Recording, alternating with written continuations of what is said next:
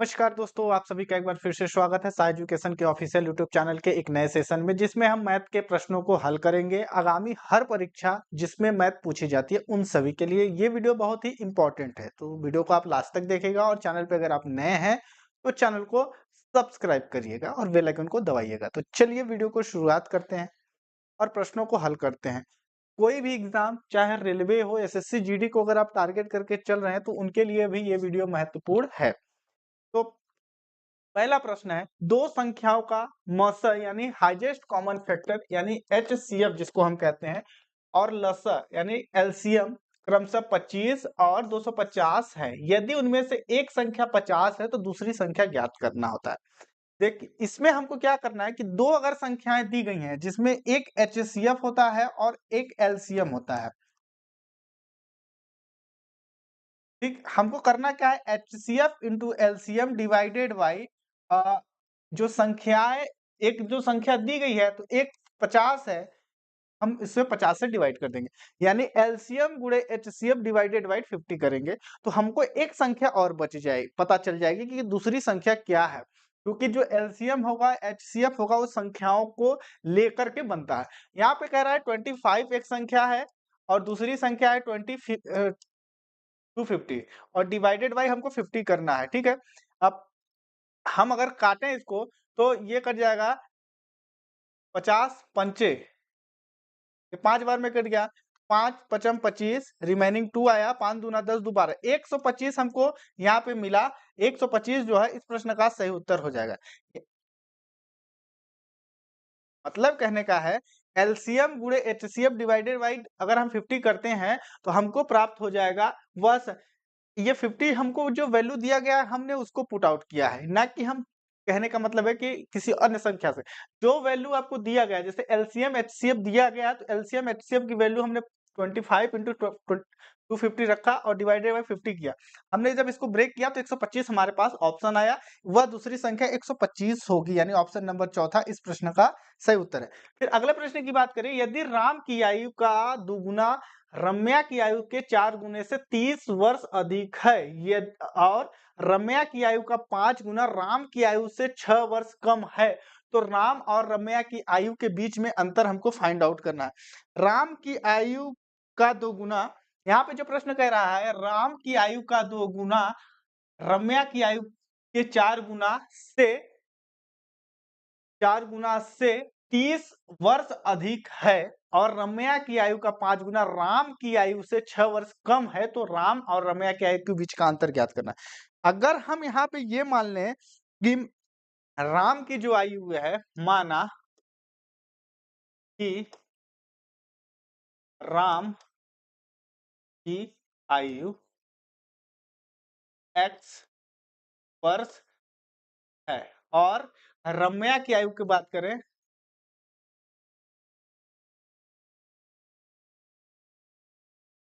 y वर्ष है, ठीक। x वर्ष है राम की आयु, रम्या की आयु है y वर्ष। अब हमको यहाँ पे क्या दिया गया है कि राम की आयु का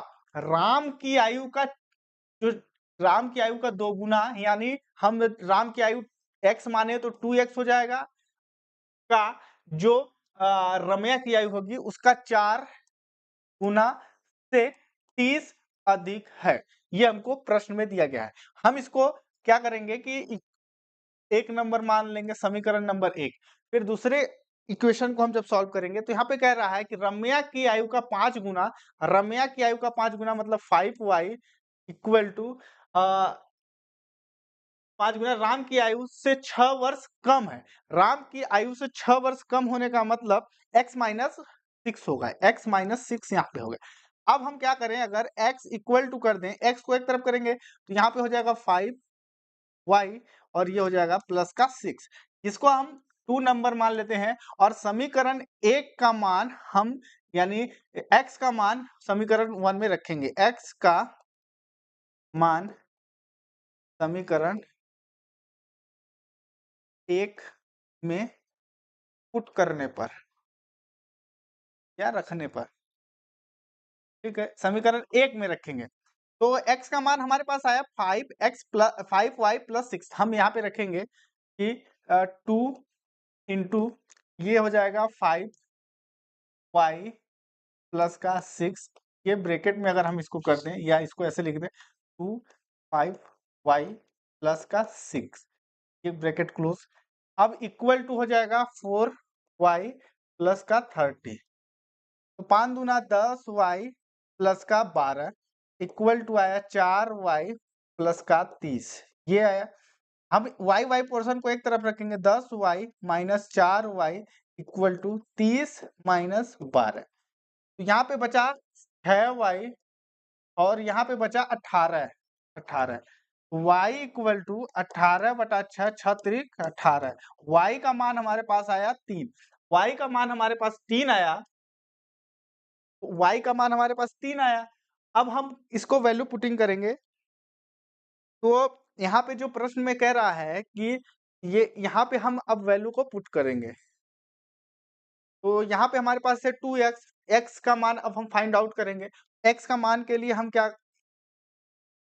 अच्छा x का मान हमको प्राप्त हुआ है, तो अब हमको x का मान निकालना, तो y का मान रख लेते हैं y, तो x equal to 5 into 3 plus का 6, 5 15 प्लस का 1 मतलब 6, तो ये हो जाएगा 21, 21 इधर से है। अब हमसे पूछा जा रहा है कि राम और रम्या की आयु के बीच का अंतर वर्षों में, तो राम की आयु जो आया, राम की एज जो मिली ये है 21 ईयर 21 वर्ष, और रम्या की आयु हमको 3 मिली, तो यहाँ पे माइनस कर देंगे तो ये आ जाएगा 18 मतलब ऑप्शन नंबर दूसरा इस प्रश्न का सही उत्तर है। हमने इसको इस तरीके से सॉल्व किया, आप भी इस तरीके से कर सकते हैं। यहाँ पे हमने एक एज माना जो x है, दूसरे की y माना। x का मान हमारे पास प्रश्न के अनुसार दिया है कि राम की जो आयु का दुगुना होगा वो रम्या की आयु का 4 गुना से 30 अधिक होगा। यहाँ से हमने 1 नंबर समीकरण निकाला, फिर दूसरा इक्वेशन हमको यहाँ पे इसी प्रश्न में कह रहा है कि राम की आयु 5 गुना रम्या की आयु का 5 गुना राम की आयु से 6 वर्ष कम है, तो 6 वर्ष यहाँ पे हमने कम पुट किया। पुट करने के बाद इसको x की वैल्यू के रूप में कन्वर्ट किया, x का मान समीकरण 1 में पुट किया, यानी इसका मान यहाँ पे पुट किया, तो हमको इधर से वैल्यूएशन हुआ, और जब वैल्यू किया तो y का मान यानी रम्या का मान आया 3 वर्ष, रम्या की एज आई 3 वर्ष, x का मान हमने यहाँ पे रखा, तो हमको जो 21 वर्ष प्राप्त हुआ, 21 और 3 को माइनस किया तो 18 हमको यहाँ पे प्रश्न में प्राप्त हो गया। अब हम दूसरे प्रश्न की ओर बढ़े, अगर पाइप ए एक टंकी को 12 घंटे में भर सकता है, पाइप कोई ए है जो 12 घंटे में एक टंकी को भर सकता है, पाइप बी उसी टंकी को 21 घंटे में भर सकता है, और सी जो है वो 16 घंटे में भर सकता है। हमारे पास यहाँ पे ए बी सी 3 लोग दिए गए हैं, 3 लोग दिए गए हैं, और उनके द्वारा कार्य करने का जो समय दिया गया है वो हमको दिया गया है। हम यहाँ पे प्राप्त क्या करेंगे, कुल कार्य, और उस कार्य को करने के लिए कितनी क्षमता है दिन। जब हम कुल कार्य प्राप्त कर लेंगे तो कुल कार्य को दिए गए घंटों से डिवाइड करेंगे, तो हमको एक एक व्यक्तियों की पर्टिकुलर क्षमता प्राप्त होगी। तो कह रहा है कि टंकी को 6 घंटे, अब देखिए सारे जो टैंक हैं या सारे जो नल हैं वो टंकी में पानी को फिलअप कर रहे हैं, कोई ऐसा नल नहीं है जो पानी को बाहर निकाल रहा है। एक जो है 12 घंटे में कर सकता है, बी को अगर खोल दे 21 घंटे में कर सकता है, सी को अगर खोल दे तो वो 16 घंटे में कर सकता है। तो यहाँ पे हम ले लेंगे एक ऐसा नंबर जो तीनों संख्याएं से डिवाइड हो जाए, एक अप्रोक्स। तो यहाँ पे अगर हम करें 12, 21 और 16 का, तो एलसीएम होगा 168, 168। ये हम लेते हैं एलसीएम, और एलसीएम जो आता है वो कुल कार्य होता है, यानी कुल कार्य हमको यहाँ से प्राप्त हुआ 168। 12 को 168 से जब हम ब्रेक करेंगे, यानी 168 भागे 12 करेंगे तो 14 बार में ये संख्या पूरी तरीके से कट जाएगी, और 21 को काटने के लिए हमको करना क्या होगा, 8 बार लगेगा, क्योंकि 21 से जब हम इसको करेंगे तो 8 बार में लगेगा। और जब 16 से काटेंगे तो 16 दाहम मतलब 10, और फिर 16 पंचे 80 मतलब 10.5 आएगा, क्योंकि 16 दाहम और फिर ये पॉइंट के उधर चला जाएगा, तो ये आएगा 16 पॉइंट। अब देखिएगा ए की जो क्षमता मिली ये 14 है, ए 14 कार्य करता है 1 घंटे में, बी 8 कार्य करता है 1 घंटे में, और सी जो है 10.5 कार्य करता है 1 घंटे में। हमको कह रहा है तीनों लोगों से मिलकर करवाना है, तो A plus B plus C equal to 168 168 कुल कार्य है। ए जो है 14 कार्य करता है, बी जो है ये 8 कार्य करता है और सी जो है 10.5 कार्य करता है और एक ओवरऑल हमको 168 कार्य करवाना है। हम अगर तीनों से करवाएं तो इसको पहले जोड़ेंगे, 10 4 14 मतलब 24 और 24 में 8 जोड़ेंगे तो 8 4 32 मतलब 32.5 इक्वल टू 168 आया और 168 भागे 32.5 करेंगे तो हमको A प्लस बी प्लस सी की क्षमता से कुल कार्य को करवाना है। तो A प्लस बी प्लस सी द्वारा जब मिल करके इस कार्य को करेंगे तो वो आएगा 5.1692 5.1692।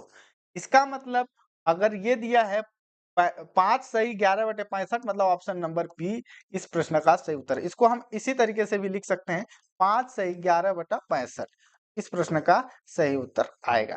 तो ये एक नल एंड टंकी का सवाल है जो एग्जामों में अप्रोक्स लगभग पूछे जाते हैं हर एग्जाम में। फिर अगला प्रश्न कह रहा है 4000 की धनराशि पर 7.5% पर एनएम की दर से 10 फरवरी 2024 से 11 अप्रैल 2024 तक की अवधि के लिए सिंपल इंटरेस्ट का जो भी अमाउंट होगा वो हमको कैलकुलेट करना है। प्रिंसिपल जो है यहाँ पे पी जो दिया गया है वो दिया है 4000 की रुपए और आरओआई जो है रेट ऑफ इंटरेस्ट है ये है 7.5% पर एनम एक साल का। 10 फरवरी 2024 से अगर हम बात करें 11 अप्रैल 2024 तक का जो दिनों की संख्या होगी यानी इसकी जो दिन होंगे 10 फरवरी 2024 से 11 अप्रैल 2024 तक का जो दिन है वो है टोटल अगर निकालें तो 61 दिन आएंगे, 61 डेज 61 दिन का हमको ब्याज निकालना है। तो हम यहाँ पे क्या करना है कि हमको कह रहा है कि तक की अवधि के लिए साधारण ब्याज रुपए में ज्ञात करना है। तो simple interest equal to P गुणे आर गुणे टी बटा 100। पी मतलब मूलधन, आर मतलब ब्याज दर और टी मतलब समय। तो समय है दोस्तों 61 दिन, तो हम इसको कन्वर्ट करेंगे। कन्वर्ट कैसे करेंगे कि पी हमारे पास प्रिंसिपल अमाउंट है 4000 हम 4000 लिख दिए। आर की बात कर रहा है रेट ऑफ इंटरेस्ट को लिखेंगे 7.5 और समय है जो है 61 दिन। अब हम इसको बटा में करेंगे 365 क्योंकि ये इसको हम डिवाइड करेंगे तो तब जा करके हमको एक्चुअल में एक एक दिन की जो वैल्यू प्राप्त होगी और इनटू में हम कर देंगे 100 से गुना। ये 2 जीरो से तो 2 जीरो कट गया क्योंकि परसेंटेज में वैल्यू फाइंड आउट करना है तो हमारे पास बच गया 40 गुना 7.5 गुना 6 1। तो हम जब इसको इनटू कर देंगे 61 गुणे 40 कर देंगे तो 2410 आएगा। 61 गुणे 40 करेंगे तो 2410 गुना 7.5 बटा 365 ये हमारे पास आया। अब जब हम इसको इंटू करेंगे 2410 गुना 7.5 डिवाइडेड बाई 6.365 तो ये 18,300 आएगा क्योंकि जब हम इनको इंटू करेंगे तो 18,300 ये आया और बटा कर देंगे 635। अब हम इसको इंटू कर देंगे तो 5, अब इसको 18 तो 18,300 डिवाइडेड बाई 365 तो ये हो जाएगा, ये पॉइंट में चला जाएगा 50 दशमलव के अप्रोक्स चला जाएगा 50 पॉइंट। तो इसको हम राउंड फिगर में 50% मान लेंगे। 50% मतलब ऑप्शन नंबर फर्स्ट इस प्रश्न का सही उत्तर हो जाएगा। ये आपका 50 पॉइंट में चला जाएगा, 50.1 करके चला जाएगा। तो क्योंकि अगर बड़ी संख्या होती 9 होता 10 होता तो इस केस में हम ऊपर की संख्या को प्रेफरेंस देते, बट जब संख्या 50.12 जा रही है मतलब हमारे जो नियरेस्ट वाली वैल्यू होगी वो फाइंड आउट कर लेंगे। 50% इस प्रश्न का सही उत्तर है। फिर नेक्स्ट प्रश्न की बात करें, कह रहा है कि 1200 पर 4% प्रति माह की ब्याज दर से 7 माह का साधारण ब्याज ज्ञात करिए। ये भी देखिए कि मंथ में इस हमारे पास पीछे दिनों में वैल्यू दिया गया था, दिन में दिया गया, दिन को निकालना था और अब आगे जो दिया गया है वो वैल्यू दिया गया है 7 माह का। तो हम करेंगे क्या साधारण ब्याज simple interest SI equal to T गुना आर गुना टी बटा 100 यहाँ पे भी करेंगे। साधारण ब्याज है मतलब प्रिंसिपल है 12,000, आर की बात करें वो है 4% और समय की बात करें ये है 7 महीने। ठीक, और डिवाइडेड बाई 100 करेंगे और इसके भी इनटू में हम कर देंगे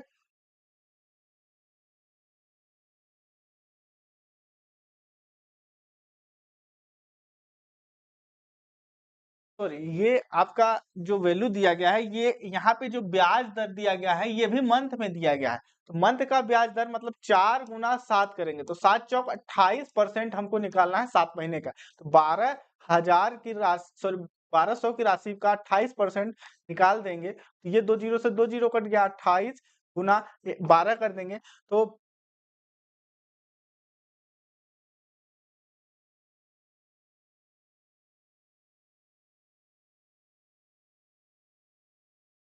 336 इस प्रश्न का सही उत्तर हो जाएगा। तो ऑप्शन नंबर पहला इस प्रश्न का सही उत्तर है। फिर आगे अगले प्रश्न की बात करें ए बी और सी ने क्रमशः 2410 1170 और 700 रुपए का निवेश करके एक व्यवसाय शुरू किया। 3 लोग हैं, तीनों के द्वारा कुछ कुछ अमाउंट का इन्वेस्टमेंट किया गया और एक प्रॉपर व्यवसाय स्टार्ट किया। यदि उनके द्वारा अर्जित लाभ का में बी का जो भी हिस्सा है वो 10,092 है तो ए और सी द्वारा अर्जित लाभ क्या में कितना अंतर है।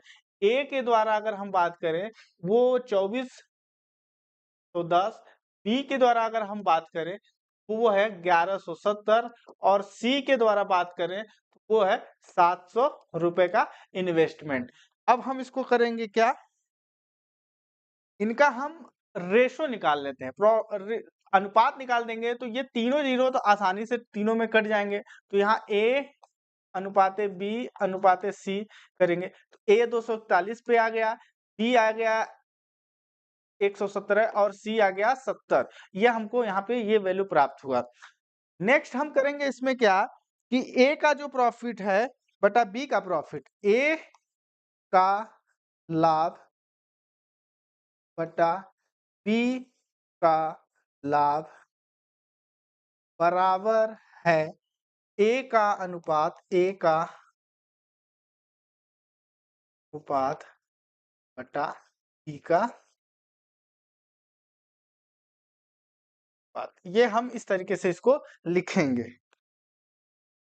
अब हमारे पास जो वैल्यू दिया गया है उसको पुट करेंगे। ए का लाभ तो यहाँ पे कह रहा है यदि उनके द्वारा अर्जित लाभ में बी का हिस्सा तो बी का ए का प्रॉफिट तो हमको प्राप्त पता नहीं है तो ए का प्रॉफिट एज इट इज लिखेंगे और बी का लाभ की बात करें तो बी का जो हिस्सा होगा वो 1092 रुपए है और ए का अनुपात है 241 और बी का अनुपात की बात करें तो वो है 117। अब इस यहाँ पे हो जाएगा तिर्यक गुना करें या तो डायरेक्ट आप यहीं से सिंप्लीफाई कर लें इसको। तो जब हम इसको काटेंगे 241 बटा 117 को जब ब्रेक करेंगे तो आएगा 2.05 और आएगा 1598। ये हमारे पास ये वैल्यू है। अब हम क्योंकि ये ऊपर आ गया वैल्यू तो यहाँ पे ए का लाभ बराबर 1092 गुना 2.0598 करेंगे। इसको जब करेंगे तो इसको हम 2 ही मान लेते हैं, 2 दूना 4 9 दूना 18 की 8 हासिल का 1 तो यहाँ पे आ गया 1 और 2 284 आ गया और ये पॉइंट को हम छोड़ दे रहे हैं क्योंकि इसको हम राउंड फिगर में कंसीडर कर रहे हैं। इस पॉइंट को हम अभी होल्ड कर देते हैं क्योंकि ये अप्रॉक्स 2 के आसपास वैल्यू है। तो जब हम इसको इनटू करेंगे तो ए का जो प्रॉफिट आएगा या जब हम अगर सभी को कैलकुलेट कर देंगे तो 2244 आएगा। अगर हम सभी को कैलकुलेशन करें तो 2244 यहाँ पे हमको प्राप्त होगा ए का प्रॉफिट। ए का लाभ आया 2244। ए का जो लाभ आया 2244 आया। अब सी का जो प्रॉफिट होगा, सी का प्रॉफिट, तो यहाँ पे सी का प्रॉफिट बटा डी का प्रॉफिट बराबर यही सेम चीज, सी का रेशो डिवाइडेड बाई डी का रेशो, ये हम यहाँ पे लिखेंगे। सी का प्रॉफिट हमारे पास कह रहा है यदि उनके द्वारा अर्जित लाभ कितना है, तो ए और सी द्वारा अर्जित लाभ में कितना अंतर होगा। तो यहाँ पे हमको फिर से कुछ वैल्यू पुट करनी है। यहाँ पे हमको सी का जो अनुपात दिया गया है, सी का रेशो, सी का प्रॉफिट, बी का प्रॉफिट। बी का प्रॉफिट तो हमारे पास ऑलरेडी दिया गया प्रश्न में, तो सी का प्रॉफिट मतलब सीपी हम लिखेंगे, सी का प्रॉफिट। बी का प्रॉफिट हमारे पास दिया गया है 1092, और सी का अनुपात है 70, बटा में करेंगे बी का रेशो, बी का अनुपात 117 है। इसको इंटू करेंगे, इसको इधर इंटू करेंगे, तो सी का जो प्रॉफिट आएगा इक्वल टू आएगा 70 गुना 1092 बटा 117। इसको जब हम सिंप्लीफाई करेंगे तो ए का जो प्रॉफिट आया और सी का जो प्रॉफिट आया उसको माइनस करेंगे, यानी ए का लाभ माइनस बी का लाभ, ये हमको फाइंड करना है। ए का जो लाभ आया वो है 2244। अब बी का हमको बस इसको सॉल्व कर देना है, तो इसको जब सॉल्व करेंगे हम, तो ये आएगा 654। जब हम इस पूरे ओवरऑल को जब कट करेंगे तो 654 हमको प्राप्त होगा। 654 इसमें से माइनस कर देंगे 654, 654, तो ये 0 आ गया। ये आ गया 14, तो 9 5 14 होता है, 9 आ गया। 1 सेकेंड, 244 माइनस 1590 आ रहा है, इसका 1590 आ रहा है, जो कि इस ऑप्शन का, इस प्रश्न का सही उत्तर है। इसमें से कोई एरर टाइपिंग होगा, इसको इस तरीके से आप सॉल्व करेंगे। नेक्स्ट प्रश्न की बात करें, यदि एक कैलकुलेटर का अंकित मूल्य 600 रुपए है और कैलकुलेटर पर 50 रुपए की छूट दी जाती है, तो छूट प्रतिशत ज्ञात कीजिएगा। अंकित मूल्य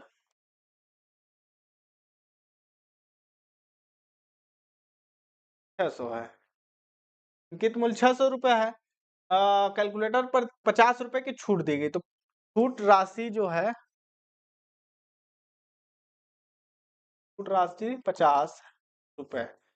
हम क्या करेंगे, 50 को ऊपर रखेंगे, नीचे में रखेंगे 600 को गुना में करेंगे 100, 0 से 0 कट गया, 50 बटा 6 बच गया। इसको काटेंगे, 6 अट्ठे ये 8 बार जा रहा है, मतलब ऑप्शन 3 इसका सही उत्तर हो जाएगा। 8.33% इस प्रश्न का सही उत्तर है। फिर नेक्स्ट प्रश्न की बात करें, इसको हमको सिंप्लीफाई करना है। निम्नलिखित को सरल करिएगा, सिंप्लीफाई द फॉलोइंग, इसको सॉल्व करना है।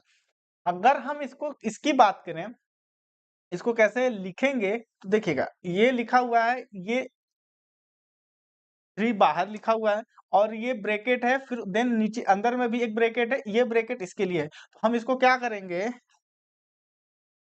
3 इंटू 7/3 इस तरीके से लिखेंगे, माइनस ये हो जाएगा, ये एक्स स्क्वायर हो जाएगा, माइनस ये 28 तिया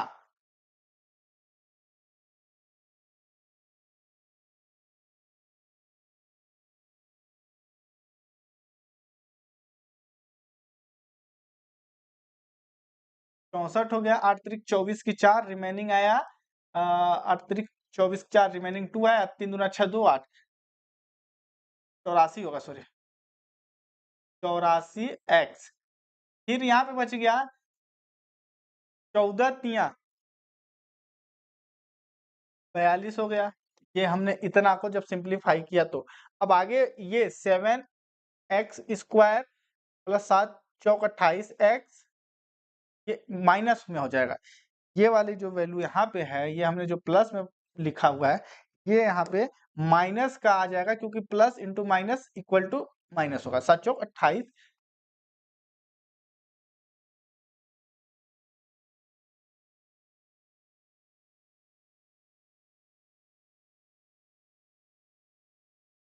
माइनस का 28 एक्स और ये माइनस माइनस प्लस हो जाएगा, तो इंटू करेंगे 7 चौक 28, फिर बचा 2, 7 एकम 7, 2 9 98, ये यहाँ पे आएगा। अब इसको हम सिंप्लीफाई कर दें तो 3 से 3 कट गया, तो यहाँ पे बचा 7x square minus 84x plus का यहाँ पे बचा 42 minus 7x square minus 28x plus का 98, ये हो गया। हम 7x